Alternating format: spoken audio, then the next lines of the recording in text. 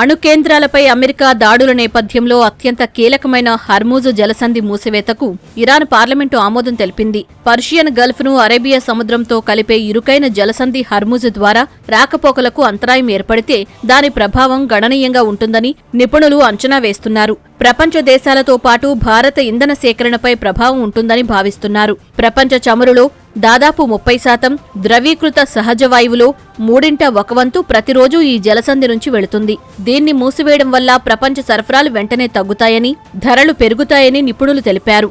Iraq నుంచి భారత దిగుమతులపై కొంతవరకు, సౌదీ అరేబియా నుంచి భారత ముడి చమురు దిగుమతులపై ఎక్కువగా ప్రభావం ఉంటుందని చెప్పారు. మధ్యప్రాచ్యంలో ఉద్రిక్తతల కారణంగా చమురు ధరలు పెరిగే అవకాశం ఉందని పేర్కొన్నారు. ఇరాన్ ప్రతీకార చర్యల వల్ల చమురు ధరలు బ్యారెల్కు $80-90 లేదా బ్యారెల్కు $100 వరకు చేరుకోవచ్చని విశ్లేషకులు అంచనా వేస్తున్నారు. అంతర్జాతీయ ఇంధన సంస్థ ఇటీవలి విశ్లేషణ ప్రకారం హర్మూజ్ జలసంధిలో స్వల్ప అంతరాయం కూడా చమురు మార్కెట్లపై గణనీయమైన ప్రభావాన్ని చూపనుంది. ఇప్పుడు దీన్ని ఇరాన్ మూసివేయాలని నిర్ణయించడంతో భారీగా ప్రభావం పడనుంది.